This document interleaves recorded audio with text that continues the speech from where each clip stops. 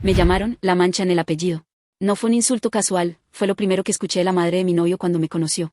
Ni un hola, ni un bienvenida, solo esa frase, dicha con una sonrisa falsa y unos ojos que me escaneaban como si fuera basura reciclable. Pero lo peor no fue ella. Lo peor fue que él no dijo nada. Y yo, enamorada, me hice la tonta. Me convencí de que las cosas mejorarían, de que los prejuicios caerían solos con el tiempo, pero no cayeron. Se hicieron más grandes, más pesados, más descarados. Me invitaban a la casa y me servían platos sucios, me hacían dormir en el sofá mientras la hermana de él dormía en la cama, porque es de la familia. Cuando me ofrecía ayudar en la cocina, me cerraban la puerta en la cara. Y cuando preguntaba por qué me trataban así, él me decía que era mi sensibilidad exagerada. La misma frase. Siempre. Estás exagerando. Hasta que me lo creí. Y empecé a pensar que tal vez sí era yo el problema. Tal vez no era suficientemente buena. Hasta dejé de usar ciertos perfumes porque su madre decía que olían barato. Cambié mi forma de reír porque su padre decía que parecía una niñata. Dejé de usar jeans rotos, me peinaba con moño apretado, hablaba menos. Me borré lentamente para ver si así me aceptaban. Pero no, no bastaba. Nunca bastaba.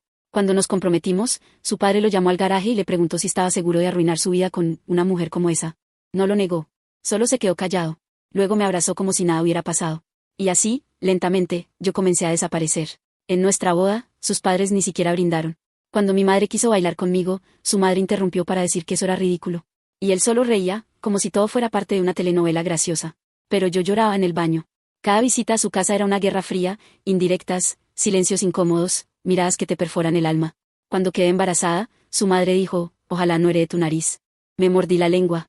Me la tragué entera. Y él, otra vez, fingió que no escuchó.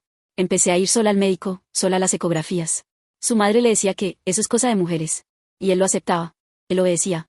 Él callaba. Cuando nació nuestra hija, su padre ni la quiso cargar. Dijo que era igualita a mí, como si eso fuera una tragedia. Durante los primeros meses de crianza, yo lo hacía todo. Él trabajaba, sí, pero cuando llegaba no quería saber del cansancio, ni del insomnio, ni del llanto. Eso es natural, tú puedes, decía. Pero yo no podía. Y ahí fue cuando el cuerpo me pasó la factura. Colapsé. Una noche me desmayé en la cocina. Me desperté en el hospital, sola, sin él. Su madre fue la primera en llegar, no con flores, sino con reproches, no puedes darte el lujo de ser débil. Tienes una hija. Y yo, con suero en el brazo y la cara blanca como la sábana, le pedí que saliera. Empecé a entender que esa familia no era mía, que él tampoco lo era, que yo me había metido en una historia escrita por otros, y que a mí solo me daban los peores papeles. Él se empezó a alejar, primero emocionalmente, luego físicamente. Pasaba más tiempo en casa de sus padres que en la nuestra. Empezó a decirme que estaba cambiada. Claro que lo estaba. Ya no tenía fuerzas para fingir. Ya no podía sonreír si todo me dolía. Una noche me dijo que tal vez necesitábamos espacio. Que me fuera con la niña unos días, para pensar. Me fui, pensando que era temporal. Pero no lo era. Él nunca volvió a llamarme. Lo siguiente que supe fue que le habían detectado un cáncer fulminante. Y que estaba internado. Sus padres me dijeron que no me acercara. Que eso ya no me correspondía. Pero fui. Por mi hija. Por él. Por mí. Porque tenía algo que decirle. Lo vi. En esa cama. Tan frágil. Tan diferente. Y fue él quien lloró esta vez. Me pidió perdón. Me pidió que contara la verdad. Me dijo que me falló. Que tenía miedo. Que quiso encajar en su familia a costa de destruir la suya. Y ahí entendí todo. No necesitaba su perdón. Necesitaba soltarlo. Pero no lo sabía aún. No del todo. Porque lo más fuerte, vino después. Porque lo más fuerte, vino después. Porque una cosa es que la familia de alguien te rechace, y otra muy distinta es cuando esa persona empieza a hacerte sentir que el rechazo es merecido. A veces no te gritan que no te quieren, solo te lo hacen saber en los silencios. En las decisiones donde no te consultan. En las reuniones donde no te invitan. En los cumpleaños donde se te olvida que tú también existes. Y así viví por años, como una figura secundaria en mi propia historia. Mi hija crecía, y ellos seguían refiriéndose a ella como la niña de ella, nunca como su nieta. Cuando pedía apoyo, me decían que las madres de verdad lo resuelven todo solas. Su madre incluso tuvo el descaro de decirme que era demasiado intensa, que seguro eso era lo que había enfermado a su hijo, vivir conmigo. Y no te imaginas lo que se siente escuchar eso cuando lo estás cuidando desde la distancia emocional a la que él mismo te empujó. Yo me levantaba a las 5 para hacer desayuno, dejar lista la comida, llevar a la niña al jardín, y después ir a trabajar en una oficina donde nadie sabía que yo estaba rota por dentro. Fingía tener una vida estable. Sonreía en las fotos. Publicaba cosas lindas. Pero por dentro me apagaba. Y ellos, los suegros, se sentían con derecho a opinar hasta el nombre que le pusimos a nuestra hija. Eso no es un nombre de familia, dijeron. Suena común, repitieron. Y cuando quise bautizarla, me dijeron que no les parecía necesario, que no iban a asistir. No lo dije en voz alta, pero ese día dejé de contar con ellos como parte de mi círculo. Dejé de llamarlos. Dejé de forzar la integración. Me cansé. Me resigné. Y eso fue lo más doloroso, darme cuenta de que yo misma me convencí de que ya no merecía ser tratada con respeto. Hasta que el cáncer apareció. Hasta que su cuerpo colapsó. Y con él, la coraza que había sostenido tanto desprecio. En el hospital, mi hija le llevó un dibujo. Él lloró. Yo no. Yo lo miré con una calma helada, con el temblor contenido de quien ya lloró demasiado. Me preguntó si todavía lo quería. Yo le respondí con otra pregunta, ¿y tú cuándo empezaste a quererme? No supo qué decir. Y ese silencio, por primera vez, no me dolió. Me liberó. No fue solo que me rechazaran, fue que me educaran para rechazarme yo también. Porque con el tiempo dejé de ver la diferencia entre lo que ellos decían de mí y lo que yo me repetía en silencio. Esa es la parte más venenosa de una relación así, cuando ya no necesitas que te humillen, porque aprendiste a hacerlo tú sola. Todo comenzó con microcosas que parecían no tener importancia, como las veces que su madre me corregía frente a otras personas, o cuando su padre decía que las mujeres como yo venían a cazar apellido, sin importar que yo tuviera mi propio trabajo, mis propios estudios, y que jamás les pedí nada. Él, al principio, me defendía con tibieza. Decía cosas como no le hagas caso, mi mamá es así con todos, o mi papá es de otra época. Pero con los meses, esas excusas se volvieron más frecuentes, más cómodas, y su defensa, más ausente. Empezó a normalizar sus comentarios. A reírse con ellos. A invitarme a callar, por la paz. Cuando les dije que pensaba empezar mi propio emprendimiento, su madre dijo en voz alta, ¿y con qué tiempo, si ni siquiera sabes organizar tu casa? No fue una broma, fue una sentencia. Y él, en lugar de marcar límites, cambió de tema. Como si lo importante no fuera lo que me dolía, sino lo que incomodaba.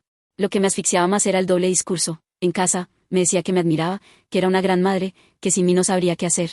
Pero frente a ellos, se transformaba en un hombre neutro, ajeno, alguien que no quería conflictos, aunque eso significara convertirme a mí en el campo de batalla. Su hermana, la preferida, lo notaba. Se le escapaban frases como, tú antes tenías mejor gusto, o ya te resignaste. Y yo fingía no escuchar, porque una parte de mí aún creía que el amor podía con todo. Que si aguantaba suficiente, si era buena, si no armaba escándalos, algún día me respetarían. Hasta que llegó el día en que su padre me pidió que no asistiera a una cena familiar. No porque hiciera algo mal, sino porque algunas personas se sienten incómodas contigo. Él lo aceptó. Me dijo que no me lo tomara personal. ¿Cómo no hacerlo personal, si era mi familia también? ¿Cómo no tomarlo personal, si cada exclusión era una confirmación de que nunca me habían incluido del todo? Después de eso, empecé a notar todo con más claridad. Cómo me interrumpían cuando hablaba. Cómo se burlaban sutilmente de mi acento, de mis costumbres, de mi forma de vestir. Una vez, llevé un postre casero a una comida y su madre lo tiró a la basura porque prefería algo comprado. Y cuando lo confronté, él dijo, es que tú también te tomas todo muy a pecho. Esa frase fue una puñalada envuelta en sonrisa. Empecé a tener ansiedad antes de cada reunión. Me dolía la cabeza, se me cerraba la garganta, pero iba igual, por él. Por la niña. Por esa fantasía de familia que solo existía en las fotos. A veces, en las noches, cuando él dormía, yo lloraba en el baño en silencio, con una toalla en la boca para que nadie me oyera. Porque el dolor, cuando no se puede nombrar, se acumula como sombra en el cuerpo. Yo vivía con esa sombra. Y mientras más invisible me sentía en esa casa, más culpable me hacía sentir él por no encajar. Mi mamá tiene carácter, pero te quiere, me decía. Mentira. No me quería. Y él lo sabía. Pero era más fácil para él que yo cambiara todo de mí, que confrontar el sistema podrido que lo crió. Y lo hizo. Me pidió que me llevara bien. Que hiciera el esfuerzo. Que evitara temas delicados. Que no opinara. Que no hiciera caras. Que me vistiera un poco más recatada cuando íbamos a verlos. Que no hablara de política. Que no llevara a mi mamá. Que no me maquillara tanto. Que no me maquillara tampoco. Que no sobreactuara. Que no quedara mal. Que no le diera razones a su madre para atacarme. Y así, sin darse cuenta, me convertí en un manual de instrucciones ajeno. Dejé de ser yo. Dejé de reír como me gusta. Dejé de cocinar lo que me encanta. Dejé de hablar con mi hermana. Dejé de visitar a mi tía porque les parecía vulgar. Medité entera, esperando aprobación. Y nunca llegó. Porque el problema nunca fui yo. Era que para ellos, yo era un espejo incómodo que mostraba lo que no sabían manejar. Cuando nació nuestra hija, yo pensé que algo iba a cambiar. Pensé que el amor hacia una nieta podía ablandar el hielo. Pero no. Lo que hicieron fue usarla como extensión de su control. Le traían ropa que yo no quería. Le hablaban mal de mi familia. Le enseñaban a llamarlos por apodos dulces y a mí me ignoraban cuando hablaba. Una vez, me la devolvieron bañada en un perfume fuerte, a propósito, sabiendo que mi hija tenía alergias. Me quejé. Me dijeron que exageraba todo. Otra vez. La misma frase. Y él lo aceptó. Siempre lo aceptaba. Hasta que un día, cuando la niña cumplió 5 años, su madre me dijo al oído, no importa cuánto lo intentes, tú nunca vas a pertenecer aquí. Y ese día, por primera vez, no lloré. Me reí. Porque por fin entendí. No me querían. Y ya no me importaba. El problema ahora, era él. El problema ahora era él. Porque ya no podía seguir culpando solo a sus padres, no después de tantos años, no después de tantas veces que lo vi elegir el silencio en vez de mi dignidad. Él no era una víctima de sus padres. Era cómplice. Lo entendí cuando dejé de rogarle que me defendiera y empecé a observar.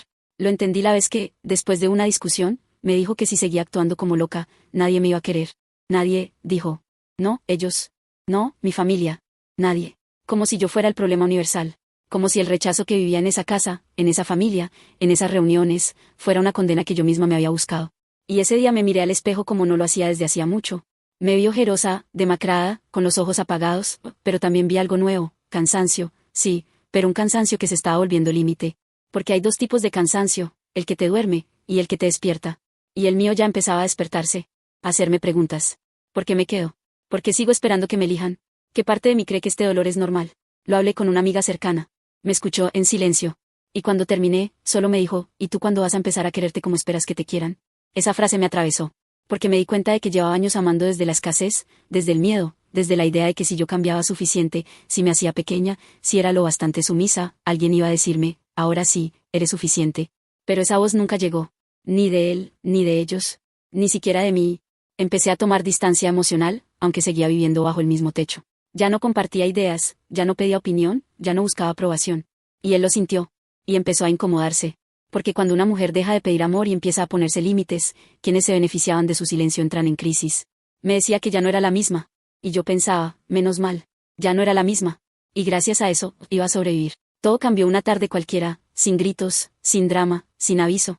Estábamos en el comedor, él revisando el celular como siempre, y yo sirviendo la cena con el mismo piloto automático de los últimos meses. Nuestra hija dibujaba en la mesa. Él me miró como quien mira una pared y dijo, ¿estás bien? Y no lo preguntó con interés, lo preguntó como quien lanza una cuerda sabiendo que no va a tirar de ella. Yo le respondí con una sonrisa neutra, pero dentro de mí algo ya estaba en marcha. Porque ese día, antes de volver a casa, había ido a un abogado. Llevaba meses juntando información, pruebas, documentos. No lo hacía por odio. Lo hacía porque ya no podía permitirme seguir viviendo en piloto automático. Me estaba muriendo por dentro. Mi cuerpo ya no reaccionaba con tristeza, sino con entumecimiento. Ya no lloraba. Ya no pedía. Y eso es peligroso. Porque cuando una mujer deja de suplicar, empieza a moverse. Así que me moví. Le entregué una carta 2 días después. No era una carta emocional, ni una súplica, ni un reclamo. Era un aviso de separación. Frío. Claro. Legal. Él se rió al principio. Dijo que estaba exagerando. Dijo que seguro era una tapa. Pero cuando vio que estaba seria, su risa se convirtió en rabia. Me llamó desleal. Me acusó de romper a la familia. De destrozar a nuestra hija. Le dije que no lo estaba haciendo hoy. Que lo había hecho hace años, cada vez que eligió el silencio. Me insultó. No levanté la voz. Le recordé que no le debía gritarle a alguien para que sintiera tu fuerza. Me fui a dormir con mi hija. Él salió esa noche y no volvió hasta el día siguiente. Cuando volvió, su madre venía con él. Entró a la casa como si fuera suya. Me gritó. Dijo que era una ingrata, una desagradecida, una mala esposa. Y yo la miré, como si fuera una desconocida. No porque me diera igual, sino porque por primera vez, no me afectaba. Le pedí que saliera. Que esa ya no era su casa. Se ofendió. Dijo que no tenía derecho a decidir eso. Y le mostré los papeles. Mi nombre estaba ahí. Ella lloró. Él se fue detrás. Y el silencio que dejaron fue el mejor sonido que había escuchado en años. No fue fácil después. Vinieron amenazas pasivas, mensajes, intentos de manipulación emocional. Pero yo ya había tomado la decisión. Y lo más importante, ya no sentía culpa. Porque una cosa es irte por odio, y otra muy distinta es irte por amor propio. Él me rogó después. Me dijo que iba a cambiar. Me escribió cartas. Me mandó flores. Pero el problema no era que él no supiera lo que hacía mal. El problema era que solo reaccionó cuando perdió el control. Porque mientras tuvo el poder, el silencio le fue cómodo. Pero el día que ya no pude ser manipulada, se dio cuenta de todo. Y yo también. Me di cuenta de que no necesitaba que él cambiara. Necesitaba cambiar yo. Necesitaba recordarme que merecía paz. Y esa fue mi decisión, elegir la paz aunque me llamaran loca. Elegir mi voz aunque temblara. Elegir mi libertad aunque me quedara sola. Pero no me quedé sola. Me quedé conmigo. Y eso fue más que suficiente. Después de firmar la separación, no me sentí poderosa, me sentí vacía, pero era una clase de vacío distinto, uno que no dolía como antes. Era el silencio después del ruido, el espacio donde por fin podía escucharme a mí misma. Y en ese eco interno, empecé a redescubrir partes de mí que había apagado. Volví a hablar con amigas que había alejado por vergüenza, retomé mi proyecto personal, uno que él siempre decía que era una pérdida de tiempo, y comencé a trabajar desde casa para sostenerme sin pedirle favores a nadie. Los primeros días fueron un caos, papeleo, lágrimas sueltas, preguntas de mi hija a las que no siempre sabía responder, pero poco a poco, todo empezó a tener orden. Me levantaba temprano, no por obligación, sino porque quería que mi vida tuviera estructura, dirección. Aprendí a cocinar para nosotras, a reírme sin esperar que alguien me aprobara, y a dejar de justificar cada decisión que tomaba. Ya no me explicaba tanto. Ya no me disculpaba por existir. Incluso la forma en la que caminaba cambió. Lo noté una tarde que salí al supermercado y me crucé con su hermana. Me miró de arriba abajo, como siempre. Pero esta vez, no bajé la mirada. Le sonreí. No desde la soberbia. Desde la paz. Porque ya no necesitaba ganar ninguna batalla. Yo ya me había salvado. Y en esa reconstrucción, me di cuenta de algo hermoso, mi hija me miraba distinto. Con más atención, con más ternura. Me ayudaba con cosas pequeñas y, sin que nadie se lo dijera, empezó a dibujarme con coronas, con capas, como si yo fuera una heroína. Y eso, para mí, fue suficiente confirmación de que había elegido bien. Que cuando una madre se libera, también libera a su hija. Empecé a grabar videos contando mi historia, no con nombre y apellido, sino como relatos anónimos que quizá, en algún lugar, podían hacerle compañía a otra mujer rota. Y ahí, justo ahí, sentí lo que no había sentido en años, sentido. Propósito. Porque de todo lo que viví, de toda esa tormenta, por fin estaba brotando algo que no era rencor, ni rabia, ni odio. Era poder. Un poder sin gritos, sin venganzas. Un poder sereno, firme, digno. El poder de no volver jamás a un lugar donde tuve que mendigar amor. Mi poder no llegó como una explosión, llegó como una brisa que empujaba suave, pero constante, hasta sacarme del lugar donde me estaban marchitando. No fue un momento de película, fue una secuencia de pequeños actos que nadie vio, pero que me devolvieron a mí misma. Empecé a decir que no. No a las llamadas de él queriendo hablar como adultos, cuando yo ya estaba sanando. No a las sugerencias veladas de su madre sobre darle otra oportunidad por la niña. No a las disculpas tibias que solo buscaban restablecer el control. No a los recuerdos que antes me hacían dudar y ahora solo me daban claridad. Descubrí que la verdadera fuerza está en la repetición del autocuidado. En lavarte el cabello sabiendo que no tienes que gustarle a nadie. En cocinar para ti y servir la mesa aunque estés sola. En dormir sin miedo, en reír sin filtro, en mirar al espejo sin buscar defectos que corregir. Me volví protectora de mi energía, celosa de mi paz, leal a mi intuición. Dejé de seguir cuentas que promovían relaciones perfectas, dejé de escuchar consejos de gente que nunca vivió lo que yo viví, y me acerqué a mujeres que sabían de heridas, de cicatrices, de sobrevivir a punta de fe y cansancio. Me hice un espacio seguro, primero en mi mente, luego en mi casa, luego en la vida. Y mi hija creció viéndome en ese proceso, no como una madre perfecta, sino como una mujer valiente. Cuando ella me preguntó una noche, mamá, ¿tú antes estabas triste todo el tiempo? Entendí cuánto había cambiado. Le dije que sí. Y también le dije que ahora no. Porque ella tenía derecho a ver que los finales también pueden ser comienzos. Nunca hablé mal de su papá frente a ella, pero tampoco lo convertí en un héroe ficticio. Le enseñé la verdad con amor, que a veces, quien no nos cuida, también nos quiere, pero desde un lugar roto. Y que no tenemos por qué vivir dentro de esa ruptura. Me llamó una amiga que no veía desde la universidad. Me dijo, te veo distinta, más tú. Sonreí. Porque sí, por fin era más yo. Volví a usar los perfumes que me gustaban. Volví a reír con sonido. Volví a usar vestidos sueltos, el cabello al viento, los labios rojos si quería. Nadie podía censurarme ya. No porque no lo intentaran, sino porque ya no me alcanzaban. Me invitaron a un evento familiar. Me dijeron que él estaría. Pensé en no ir. Pero fui. No por él. Por mí. Por demostrarme que ya no tenía miedo. Lo vi. Me miró. Bajó la mirada. Yo no. Mantuve la postura, la calma, la sonrisa. No como venganza. Como liberación. Porque el verdadero empoderamiento no es gritar que venciste. Es mirar al pasado a los ojos y sentir que ya no te quema. Salí de ahí y me compré flores. No porque nadie me las diera, sino porque ya no esperaba que otro validara mis gestos de amor. Yo era suficiente. Yo era hogar. Yo era cierre. Y también comienzo. Y fue ahí, justo en ese punto donde muchas personas se quiebran, cuando todo parece tranquilo pero el alma sigue temblando, donde encontré mi verdadero centro. Porque empoderarse no es tenerlo todo resuelto, es saber que aunque vengan tormentas, no vas a volver a esconderte en casas que no eran tuyas. Empecé a construir mi vida como quien reconstruye una casa después de un incendio, con gratitud por los cimientos que quedaron, pero sin romanticismo por las ruinas. Cada día sin una discusión era un regalo. Cada noche donde podía dormir sin sentirme juzgada era una celebración silenciosa. Me compré un escritorio pequeño y escribía. No para publicar, sino para recordar. Cada línea era una forma de decirme, estuviste ahí, y saliste. Retomé viejos hobbies. Pinté. Cociné con música fuerte. Hablé con mi hija de cosas profundas, aunque solo tuviera 7 años. Le conté que la tristeza no era algo que esconder, que la rabia era válida si no la tragábamos en silencio, y que su mamá no era perfecta, pero era real. Y un día, sin buscarlo, sin necesitarlo, me miré al espejo y me vi guapa. Con la cara marcada por los años y las lágrimas, pero guapa. Porque ya no estaba pidiendo permiso para ser. Y eso, esa mirada al espejo que no suplica, sino afirma, es el gesto más poderoso que una mujer puede recuperar. Nadie más vino a felicitarme por mi valentía. No hubo aplausos. Pero el aire se sentía más ligero. La casa más cálida. Mi cuerpo más mío. Y ahí entendí, que no vine a esta vida a ser aceptada por quienes no me ven. Vine a brillar donde soy recibida entera.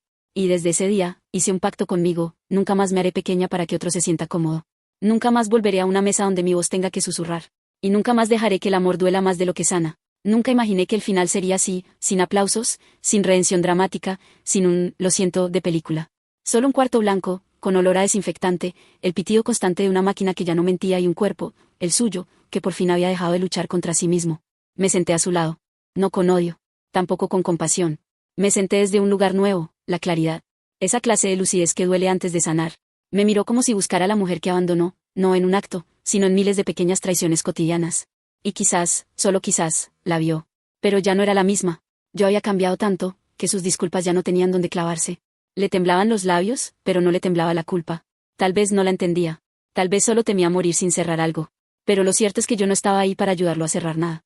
Estaba ahí para confirmar que, esta vez, yo era quien tenía el control. No de él, de mí. Me dijo que lo sentía, que sus padres lo habían cegado, que yo había sido demasiado buena para él. Pero esas frases que en otro tiempo me habrían desgarrado, ahora solo sonaban como una campana en una habitación vacía. No hacían eco. No dolían. Lo observé en silencio. Porque a veces, el acto más poderoso no es hablar, sino no tener nada más que decir. Me pidió que le hablara de nuestra hija, que le dijera si me odiaba, que le contara si ella preguntaba por él. Pero no le di eso. Le di solo la verdad justa. Le dije que nuestra hija estaba bien, que preguntaba lo justo, que la había criado para saber diferenciar entre ausencia y abandono. Me agradeció. Le dije que no tenía por qué, porque no había agradecimiento en ese momento. Había consecuencia. Y yo no era una mártir, era solo una mujer que decidió no perpetuar el dolor. Se durmió esa noche sin saber si yo lo perdoné, porque el perdón ya no era necesario. No entre él y yo. Era algo que me había dado a mí misma hacía meses, cuando dejé de buscar justicia emocional y empecé a cultivar silencio. Porque a veces, lo que más sana no es la palabra, es la distancia. Me fui del hospital sin mirar atrás. Caminé por el pasillo sin apuro. Subí al auto, puse música. Y por primera vez, la canción que sonaba no me recordaba nada. Era solo música. Era solo ahora. Desde entonces, su familia no me ha buscado. Algunos aún cuentan la historia como si yo me hubiera aprovechado, como si mi silencio hubiera sido castigo. No entienden que el castigo era quedarse, no irse. Que el infierno no fue el divorcio, fue el antes. Y el milagro no fue sobrevivir, fue vivir después. Hoy, mi hija duerme tranquila. Mi casa huele a vainilla. Mi armario tiene más colores. Mi voz tiene menos temblores. A veces, mientras doblo ropa o cocino, recuerdo cosas pequeñas, el gesto de desprecio de su madre, los suspiros exasperados en medio de escenas incómodas, la forma en que él me hacía sentir invisible con solo levantar el celular. Y me sorprende no llorar. Me sorprende no temblar. Porque ya no me duele. Ya no lo necesito para cerrar nada. Y eso es el verdadero final. Uno sin ruido. Uno sin drama. Uno con paz. Aunque sé que hay quienes nunca entenderán ese tipo de cierre. Que pensarán que una historia sin reconciliación no es una historia completa. Pero es que esta no es su historia. Es la mía. Y yo no vine a cerrar el ciclo con fuegos artificiales. Vine a quedarme conmigo. Y a veces me pregunto si él, desde donde esté, si es que hay un donde, habrá entendido eso. Si habrá entendido que nunca fue odio lo que me hizo irme. Fue amor. Pero no por él. Por mí. Ahora, con todo lo vivido, puedo decirlo con firmeza, no todas las historias necesitan una venganza para tener justicia, ni una reconciliación para tener cierre. A veces, la verdadera victoria es que ya no te duela lo que antes te hacía pedazos. Que puedas recordar sin derrumbarte. Que puedas mirar hacia atrás sin desear volver a cambiar nada. Porque incluso las heridas tuvieron sentido, me enseñaron a protegerme, a hablar, a soltar. Él se fue sin saber si yo aún lo amaba. Y tal vez eso le dolió. Pero a mí ya no me importaba. No por crueldad. Por sanación. Porque llega un punto en la vida donde ya no quieres que el otro sufra, solo quieres que ya no tenga poder sobre ti. Y ese punto fue mi liberación.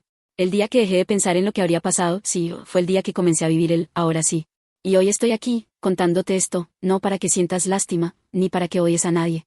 Te lo cuento porque tal vez tú también estás ahí, en medio del ruido, de la duda, de la necesidad de encajar en una familia que no te recibe, con una pareja que no te defiende, con una voz que apenas se atreve a salir.